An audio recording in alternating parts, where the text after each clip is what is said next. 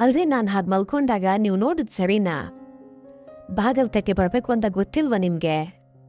ಅಯ್ಯೋ, ನಾನೇನು ನೋಡಬಾರ್ದನ್ನು ನೋಡಿದ್ದೀನಿ ಬಿಡಿ. ಎಲ್ರ ಹತ್ರ ಇರೋದು ಅಲ್ವಾ ನಿಮ್ಮ ಹತ್ರನೇ ಇರೋದು. ಆದರೂ ನೀವು ತುಂಬ ಸುಂದರಿ ಕಣ್ರಿ. ನಿಮ್ಮನ್ನು ನೋಡ್ತಾ ಇದ್ರೆ ನೋಡ್ತಾನೆ ಇರಬೇಕು ಅನ್ಸುತ್ತೆ. ಅಷ್ಟಕ್ಕೂ ನೀವು ಹೀಗೆ ಯಾಕೆ ಮಲಗಿದ್ರಿ? ಅಯ್ಯೋ, ಹೊರಗಡೆ ತುಂಬ ಸೆಕೆ, ಬೇಸಿಗೆ ಕಾಲ ಬೇರೆ, ಸಖತ್ ಸೆಕೆ ಆಗ್ತಿತ್ತು, ಅದಕ್ಕೆ ಹೀಗೆ ಮಲಗಿದ್ದೆ. ಆದರೂ ನೀವು ನನ್ನ ಹಾಗೆ ನೋಡಬಾರ್ದಿತ್ತು ಕಣ್ರೆ. ಭಾಲ್ಚಂದ್ರ ಅನ್ನೋ ಒಂದು 25 ವರ್ಷದ ಯುವಕ ಹಳ್ಳಿಲಿರೋ ಚಿಕ್ಕಮ್ಮನ ಮನೆಗೆ ಹೋಗ್ತಾನೆ. ಆ ಊರಲ್ಲಿ ಅವನು ಇಷ್ಟಪಡೋ ಹುಡುಗಿ ನಂದಿನಿ. ಅವಳಿಗೆ 24 ವರ್ಷ ವಯಸ್ಸು. ಅವಳೊಂದಿಗೆ ಇವನು ಏಕಾಂತದಲ್ಲಿ ಇರೋದನ್ನ ನೋಡಿದ ಪಕ್ಕದ ಮನೆಯ ಚಿತ್ರ ಚಂದಿರನ ಬೆಳಕಿನಲ್ಲಿ 2 ನೆರಳುಗಳು ಒಂದಕ್ಕೊಂದು ಬೆರೆತಿದ್ವು. ಅವನ ಕಣ್ಣುಗಳು ಅವಳ ಕಣ್ಣುಗಳನ್ನ ಸುಂದಿಸಿದ್ವು. ಒಂದು ಕ್ಷಣ ಇಬ್ರು ತಮ್ಮನ್ನ ತಾವೇ ಮರೆತು ಸಂಭ್ರಮದಲ್ಲಿದ್ರು. ಹಾಯ್ ಫ್ರೆಂಡ್ಸ್, ಎಲ್ರಿಗೂ ನಮಸ್ಕಾರ. ನಾನೊಂದು ಹೊಸ ಕಥೆಯೊಂದಿಗೆ ನಿಮ್ಮ ಮುಂದೆ ಬರ್ತಾ ಇದ್ದೀನಿ. ಈ ಕಥೆನ ನೀವು ಕೊನೆವರೆಗೂ ನೋಡಿ ತುಂಬಾ ಅಂದ್ರೆ ತುಂಬಾ ಎಂಜಾಯ್ ಮಾಡ್ತೀರಾ. ಹಾಗೆ ಪ್ಲೀಸ್ ನಮ್ಮ ಚಾನಲನ್ನು ಸಬ್ಸ್ಕ್ರೈಬ್ ಮಾಡಿ, ಲೈಕ್ ಮಾಡಿ, ಶೇರ್ ಮಾಡಿ. ಕೋಲಾರದ ಹತ್ತಿರುವ ಆ ಹಳ್ಳಿಯ ಬಿಸಿಲು ಒಣಗಿದ ಎಲೆಗಳ ಮೇಲೆ ಹರಡಿ ಚಿನ್ನದ ಹೊದಿಕೆ ಹಾಸ್ದಂತಿತ್ತು. ಕೋಲಾರ ಬಿಸಿಲು ಅಂದ್ರೆ ಕೇಳ್ಬೇಕಾ? ಚಿತ್ರ ತನ್ನ ಮನೆಯ ಕಟ್ಟೆ ಮೇಲೆ ಕೂತ್ಕೊಂಡು ಮಲ್ಲಿಗೆ ಹೂವಿನ ಸುಗಂಧವನ್ನ ಆಸ್ವಾದಿಸ್ತಾ ಇದ್ಲು. ಅವಳಿಗೆ 40 ವರ್ಷ. ಪತಿ ತೀರ್ ಹೋಗಿ 7 ವರ್ಷಗಳಾಗಿದ್ವು. ಒಬ್ಬನೇ ಮಗ. ಅವನು ಬೇರೆ ಊರಲ್ಲಿ ಉಳಿದುಕೊಂಡು ಓದ್ತಾ ಇದ್ದ. ಈ ಮನೆಯಲ್ಲಿ ಅವಳಿಗೆ ಒಂಟಿತನವೇ ಸಂಗಾತಿ. ಅವಳ ಮನೆಯ ಪಕ್ಕದಲ್ಲೇ ರೋಜಾಳ ಒಂದು 2 ಅಂತಸ್ತಿನ ಮನೆ ಇತ್ತು. ರೋಜಾ ಅವಳ ಗೆಳತಿ, ಫ್ರೆಂಡ್. ಅವಳಿಗೂ ಅದೇ ವಯಸ್ಸು. ರೋಜಾಳ ಸಂಬಂಧಿಕರ ಹುಡುಗ ಬಾಲ್ಚಂದ್ರ ಬೇರೆ ಊರಿಂದ ಬರ್ತಾನೆ ಅಂತ ರೋಜಾ ಹೇಳಿದ್ಲು. ಚಿತ್ರಾಳ ಮನಸ್ಸಲ್ಲಿ ಒಂದು ರೀತಿ ನಿರೀಕ್ಷೆ ಮೂಡಿತ್ತು. ಒಂಟಿತನದ ಸುದೀರ್ಘ ರಾತ್ರಿಗಳಲ್ಲಿ ಹೊಸ ಸಂಚಲನಕ್ಕಾಗಿ ಅವಳೊಳಗೆ ಒಂದು ಹಂಬಲ ಇತ್ತು. ಒಂದಿನ ಬೆಳಗ್ಗೆ ರೋಜಾ ಮನೆಯಲ್ಲಿ ಸಂಭ್ರಮ ಮನೆ ಮಾಡಿತ್ತು. ಚಿತ್ರ ಬಾಕಿಲಿನಿಂದ ಎಣುಕು ನೋಡಿದ್ಲು. ಒಬ್ಬ ಎತ್ತರದ ಯುವಕ ಚಂದದ ನೋಟದೊಂದಿಗೆ ನಗುತ್ತಾ ರೋಜಾ ಜೊತೆ ಮಾತಾಡ್ತಾ ಇದ್ದ. ಅದು ಭಾಲ್ಚಂದ್ರ ಇರಬೇಕು. ಅವನ ಕಣ್ಣುಗಳ ಚಿತ್ರಾಳ ಮೇಲೆ ಒಂದು ಕ್ಷಣ ಬಿದ್ದು ಸರಿದ್ವು. ಚಿತ್ರಾಳ ಹೃದಯ ಒಂದು ಕ್ಷಣ ಜೋರಾಗಿ ಬಡ್ಕೊಂಡು ಸುಮ್ಮನಾಯ್ತು. ಅಂದಿನಿಂದ ಚಿತ್ರ ಪದೇ ಪದೇ ರೋಜಾ ಮನೆಗೆ ಹೋಗಿ ಬರ್ತಾ ಇದ್ಲು. ಬಾಲ್ಚಂದ್ರ ಮತ್ತು ಅವಳು ಸಾಧಾರಣವಾಗಿ ಮಾತಾಡ್ಕೊಳ್ತಾ ಇದ್ರು. ಆದರೆ ಆ ಮಾತಿನಲ್ಲಿ ಒಂದು ರೀತಿ ಅಲೆದಾಟವನ್ನ ಚಿತ್ರ ಅನುಭವಿಸ್ತಾ ಇದ್ಲು. ಆ ಬಾಲ್ಚಂದ್ರನ ನಗು, ಅವನ ಭುಜಗಳ ಚಲನೆ, ಅವನ ಕಣ್ಣುಗಳ ತೀವ್ರತೆ ಇವು ಚಿತ್ರಾಳ ಮನಸ್ಸಿನಲ್ಲಿ ಒಂದು ರೀತಿಯ ತಳಮಳವನ್ನ ಉಂಟು ಮಾಡಿದ್ವು. ಏನಮ್ಮ ಚಿತ್ರ, ಇತ್ತೀಚೆಗೆ ನಮ್ಮ ಮನೆ ಕಡೆ ತುಂಬಾ ಬರ್ತಿದ್ಯಾ ಅಂಥೇಳಿ ರೋಜಾ ನಕ್ಲು. ಚಿತ್ರ ಹೇಳಿದ್ಲು, ಸುಮ್ಮನೆ ನಿನ್ನನ್ನು ನೋಡಿ ತುಂಬಾ ದಿನ ಆಯ್ತು ಅಂತ ಬಂದೆ. ಬಾಲ್ಚಂದ್ರಲ್ಲ ಬಂದಿದ್ದಾನಲ್ಲ ಅದಕ್ಕೆ ಅಂತಂದ್ಲು. ಅವನೊಂದು ತಿಂಗಳು ಇಲ್ಲೇ ಇರ್ತಾನೆ, ಕಾಲೇಜು ರಜೆ ಅಂತ ಬಂದಿದ್ದಾನೆ ಅಂಥೇಳಿ ರೋಜಾ ಹೆಮ್ಮೆಯಿಂದ ಹೇಳಿದ್ಲು. ಬಾಲ್ಚಂದ್ರ ಅಲ್ಲಿದ್ದ ಒಂದು ಕುರ್ಚಿನಲ್ಲಿ ಕೂತ್ಕೊಂಡು ತನ್ನ ಮೊಬೈಲ್ನಲ್ಲಿ ಏನೋ ನೋಡ್ತಾ ಇದ್ದ. ಚಿತ್ರಾಳ ನೋಟ ಅವನ ಮೇಲೆ ನೆಟ್ಕಿತ್ತು.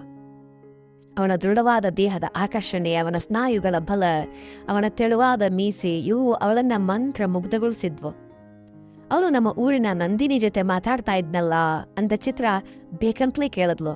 ತುಂಬಾ ಹೊತ್ತು ನಗತಾ ಇದ್ರು. ಅದಕ್ಕೆ ರೋಜಾ, ಹೌದು, ನಂದಿನಿ ಅವನ ಕಾಲೇಜ್ ಫ್ರೆಂಡ್ ಅಂತೆ, ಅವಳು ಕೂಡ ಇಲ್ಲಿಗೆ ಊರಿಗೆ ಬಂದಿದ್ದಾಳೆ ಅಂತ ಅನ್ಸುತ್ತೆ ಅಂತಂದ್ಲು. ಚಿತ್ರಾಳ ಮನಸ್ಸಲ್ಲಿ ಒಂದು ಸಣ್ಣ ಅಸೂಯೆ. ನಂದಿನಿಗೆ ಒಂದು 24 ವರ್ಷ, ಯೌವನ ಮತ್ತು ಆಕರ್ಷಣೆ ಎರಡೂ ಹೊಂದಿದ್ದವಳು. ಬಾಲಚಂದ್ರನ ಕಣ್ಣುಗಳು ನಂದಿನಿಯ ಮೇಲೆ ಹರಡಿರೋದನ್ನ ಚಿತ್ರ ಗಮನಿಸಿದ್ಲು. ಒಂದು ರೀತಿಯ ಕಿರಿಕಿರಿ ಅವಳೊಳಗೆ ಎದ್ದಿತ್ತು. ಬಾಲಚಂದ್ರನ್ ಜೊತೆ ಮಾತಾಡಿದ್ರೆ ಚೆನ್ನಾಗಿರುತ್ತೆ ಅನ್ಸುತ್ತೆ ಅಂತೇಳಿ ಚಿತ್ರ ರೋಜಾ ಬಳಿ ಹೇಳಿದ್ಲು. ಅವಾಗ ಬಂದು ಹೋಗ್ತಾ ಇರ್ತೀನಿ ಅಂತ. ಅದಕ್ಕೆ ಧಾರಾಳವಾಗಿ ಚಿತ್ರ, ನನ್ನ ಮನೆ ನಿನ್ ಮನೆ ಇದ್ದಾಗೆ ಅಂತೇಳಿ ರೋಜಾ ಸಹಜವಾಗಿ ಮಾತಾಡಿ ಕಳಿಸಿದ್ಲು. ಚಿತ್ರ ಬಾಲಚಂದ್ರನ ಹತ್ರ ಹೋಗಿ ಕೂತ್ಕೊಂಡ್ಲು. ಏನ್ ಬಾಲಚಂದ್ರ, ತುಂಬಾ ಬ್ಯುಸಿನಾ? ಅವನು ಮೊಬೈಲ್ನಿಂದ ತಲೆ ಎತ್ತ. ಅವನ ಕಣ್ಣುಗಳಲ್ಲಿ ಒಂದು ಕುಚೇಷ್ಟೆಯ ನಗು ಇತ್ತು. ಎಲ್ಲ ಅತ್ತೆ, ಸುಮ್ಮನೆ ಫ್ರೆಂಡ್ಸ್ ಜೊತೆ ಚಾಟ್ ಮಾಡ್ತಾ ಇದ್ದೆ. ಓಹೋ, ನಂದಿನಿ ಕೂಡ ಆ ಫ್ರೆಂಡ್ಸಲ್ಲಿ ಒಬ್ಳಾ ಅಂತ ಚಿತ್ರ ಹುಬ್ಬೇರ್ಸಿದ್ಲು. ಅವನು ನಕ್ಕ. ಹೌದು ಅತ್ತೆ.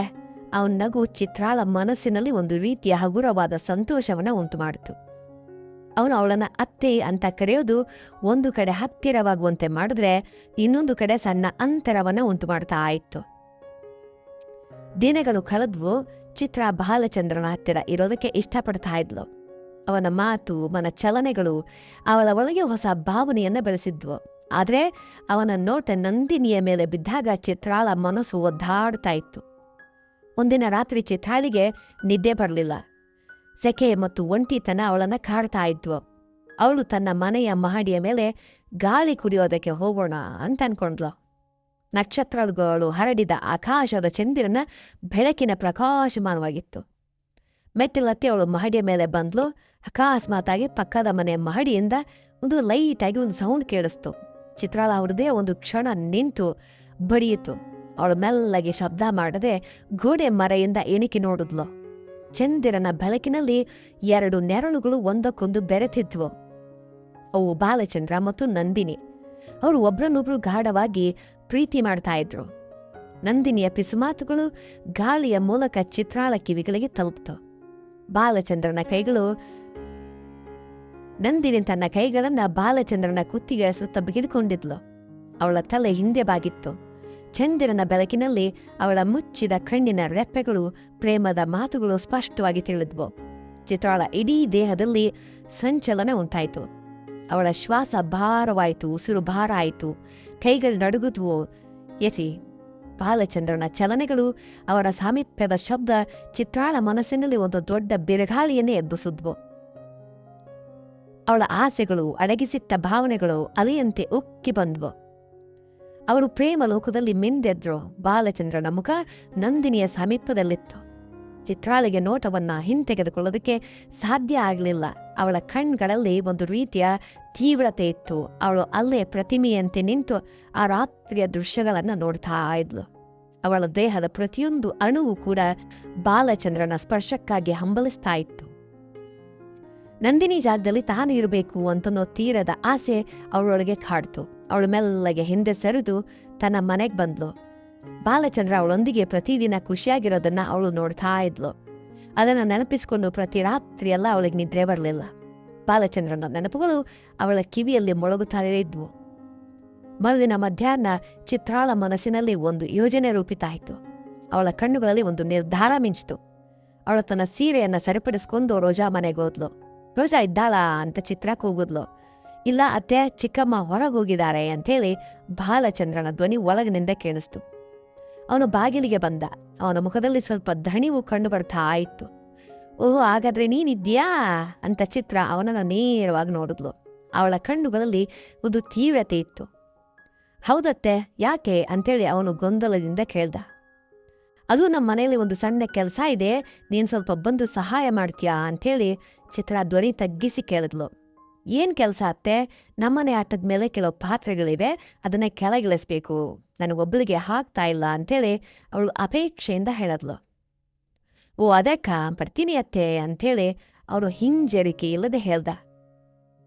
ಅವನು ಚಿತ್ರಾಳ ಮನೆಗೆ ಬಂದ. ಇಡೀ ಮನೆ ಶಾಂತಿಯಿಂದ ಆವರಿಸಿತ್ತು. ಚಿತ್ರ ಅವನನ್ನು ನೇರವಾಗಿ ಅಟ್ಟವಿದ್ದ ಕೊನೆಗೆ ಕರೆದೊಯ್ದ್ಲು.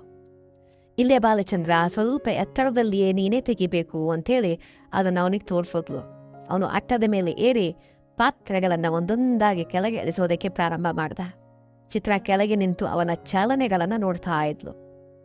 ಅವನ ದೃಢವಾದ ದೇಹದ ಚಲನೆ ಅವಳ ಒಳಗೆ ರೋಮಾಂಚನ ಉಂಟು ಮಾಡಿದ್ವು. ಬಾಲಚಂದ್ರ ಅಂಥೇಳಿ ಚಿತ್ರ ಮೆಲ್ಲಗೆ ಕರೆದ್ಲು. ಅವನು ತಲೆ ತಿರುಗಿಸ್ದ. ಏನತ್ತೆ ಅಂತ. ನಿನ್ನೆ ರಾತ್ರಿ ನೀನು ಮತ್ತು ನಂದಿನಿ ಮಹಡಿ ಮೇಲೆ ಇದ್ರಲ್ಲ, ನಾನು ನೋಡ್ದೆ ಅಂಥೇಳಿ ಚಿತ್ರ ಮೆಲ್ಲಗೆ ಹೇಳಿದ್ಲು. ಬಾಲಚಂದ್ರನ ಮುಖ ತಕ್ಷಣ ಬೆಳ್ಳಗಾಯ್ತು. ಅವನ ಕೈಗಳು ನಡಗುದ್ವು. ಅವನು ಅಟ್ಟದಿಂದ ತಕ್ಷಣ ಕೆಳಕ್ಕೆ ಜಿಗಿದ್ಬಿಟ್ಟ. ಅವನ ಕಣ್ಣುಗಳು ಭಯದಿಂದ ಅರಳಿದ್ವು. ಅತ್ತೆ, ನೀವೇನ್ ಹೇಳ್ತಾ ಇದ್ದೀರಾ? ಅವನ ಧ್ವನಿ ನಡಗುತ್ತು.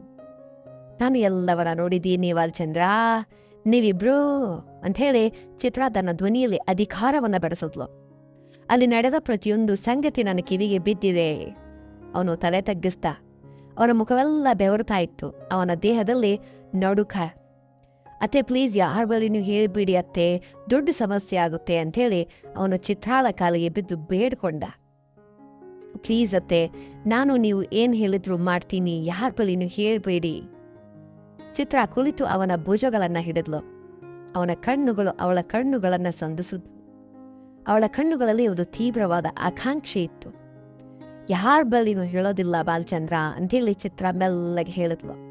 ಆದರೆ ಅದಕ್ಕೆ ಒಂದು ಷರತ್ತು. ಅವನು ಅವಳ ಮುಖವನ್ನು ನೋಡ್ದ. ಅವನ ಕಣ್ಣುಗಳಲ್ಲಿ ಭಯ. ಏನತ್ತೆ ಅಂತ. ನಂದಿನಿಗೆ ನೀನು ನೀಡಿದ ಸಂತೋಷವನ್ನು ನನಗೂ ನೀಡಬೇಕು ಅಂಥೇಳಿ ಚಿತ್ರ ಗಟ್ಟಿಯಾಗಿ ಹೇಳಿದ್ಲು. ಬಾಲಚಂದ್ರನ ಕಣ್ಣುಗಳು ಆಘಾತದಿಂದ ಅರಳಿದ್ವು. ಅವನೇನೋ ಅವನು ಅವಳನ್ನು ನಂಬಲಾಗದಂತೆ ನೋಡ್ದ. ಅವನ ಬಾಯಿ ತೆರೆದಿತ್ತು. ಏನ್ ಬಾಲಚಂದ್ರ, ಏನ್ ಯೋಚನೆ ಮಾಡ್ತಾ ಇದ್ಯಾ? ಚಿತ್ರ ಅವನ ಮುಖವನ್ನ ತೀಕ್ಷ್ಣವಾಗಿ ನೋಡಿದ್ಲು. ಅವನು ಅವಳ ಕಣ್ಣುಗಳನ್ನ ತಪ್ಪಿಸ್ದ. ಒಂದು ಕ್ಷಣ ಮೌನ ಆವರಿಸ್ತು. ಅವನ ಉಸಿರು ಬಿಸಿ ಆಯ್ತು. ಅವನ ಮನಸ್ಸಿನಲ್ಲಿ ಹಲವು ಆಲೋಚನೆಗಳು ಓಡಿದ್ವು. ಸರಿಯತ್ತೆ ಅಂತೇಳಿ ಅವನು ಮೆಲ್ಲಗೆ ಹೇಳ್ದ. ಅವನ ಧ್ವನಿಯಲ್ಲಿ ಶರಣಾಗತಿ ಇತ್ತು. ಚಿತ್ರಾಳ ಮುಖದಲ್ಲಿ ತೃಪ್ತಿ ಮೂಡಿತು. ಅವನು ಅವಳನ್ನ ತನ್ನ ಹತ್ತಿರ ಎಳೆದುಕೊಂಡ್ಲು. ಇಲ್ಲಿ ಬಾ ಬಾಲಚಂದ್ರ ಅಂತೇಳಿ ಚಿತ್ರ ಮೆಲ್ಲಗೆ ಹೇಳಿದ್ಲು. ಅವಳು ತನ್ನ ಕೈಗಳನ್ನ ಅವನ ಕುತ್ತಿಗೆಯ ಸುತ್ತ ಸುತ್ತದ್ಲು. ಬಾಲಚಂದ್ರನ ಕಣ್ಣುಗಳು ಅವಳ ಕಣ್ಣುಗಳನ್ನ ಸಂಧಿಸಿದ್ವು. ಒಂದು ಕ್ಷಣ ಹಿಂಜರಿಕೆ, ನಂತರ ಅವನು ಅವಳಿಗೆ ಸ್ಪಂದಿಸ್ದ. ಅವಳು ಅವನನ್ನ ಗಾಢವಾಗಿ ಚುಂಬಿಸಿದ್ಲು. ಅವಳು ತೀರದ ಹಂಬಲದಿಂದ ಅವನ ಸಾಮೀಪ್ಯವನ್ನ ಸೌದ್ಲು. ಅವನ ಸ್ಪಂದನ ಮೊದಲು ಹಿಂಜರಿಕೆಯಿಂದ ಇತ್ತು, ಆದರೆ ಚಿತ್ರಾಳ ತೀವ್ರತೆ ಅವನನ್ನು ಆವರಿಸ್ತು. ಚಿತ್ರ ಮೆಲ್ಲಗೆ ನೆರಳದ್ಲು. ಅವನ ಕೈಗಳು ಅವನ ಕೂದಲನ್ನ ಹಿಡಿದು ಎಳೆದ್ವು. ಅವಳ ದೀರ್ಘಕಾಲದ ಆಸೆಗಳು ಎಚ್ಚರಗೊಂಡ್ವು.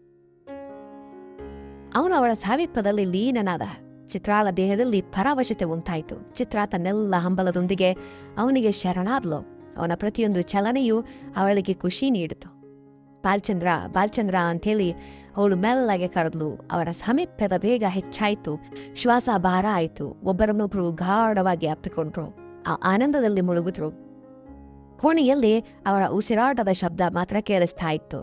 ಸುದೀರ್ಘ ಕಾಲದ ಆಸೆ ಅಲೆಯಂತೆ ಉಕ್ಕಿ ಅವರನ್ನ ಮುಳುಗಿಸ್ತು.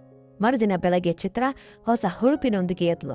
ಅವಳ ದೇಹದಲ್ಲಿ ಸಣ್ಣ ನೋವಿದ್ರೂ ಮನಸ್ಸಿನಲ್ಲಿ ತೃಪ್ತಿ ಇತ್ತು. ಬಾಲಚಂದ್ರನ ಸ್ಪರ್ಶ ಅವಳ ದೀರ್ಘಕಾಲದ ಹಂಬಲವನ್ನು ತೀರಿಸಿತ್ತು. ಹೀಗೆ ಅವಳು ಬಾಲಚಂದ್ರನ ಜೊತೆ ಖುಷಿಯಾಗಿದ್ಲು. ಪ್ರಿಯ ರಸಿಕ ವೀಕ್ಷಕರೇ, ಈ ಕಥೆ ನಿಮಗೆ ಇಷ್ಟ ಆದರೆ ನಮ್ಮ ಚಾನಲ್ ಅನ್ನು ಸಬ್ಸ್ಕ್ರೈಬ್ ಮಾಡಿ, ಲೈಕ್ ಮಾಡಿ. ಕೊನೆವರೆಗೂ ವಿಡಿಯೋ ನೋಡಿದ್ದಕ್ಕಾಗಿ ತುಂಬಾ ಧನ್ಯವಾದಗಳು. ನಿಮ್ಮ ಒಂದು ಸಪೋರ್ಟ್ ನಮಗೆ ಬಹಳ ಅತ್ಯಗತ್ಯ. ದಯವಿಟ್ಟು ನಮ್ಮ ಚಾನಲ್ ಅನ್ನೊಮ್ಮೆ ಲೈಕ್ ಮಾಡಿ. ಇನ್ನೊಂದು ಹೊಸ ಕಥೆಯೊಂದಿಗೆ ಭೇಟಿಯಾಗೋಣ.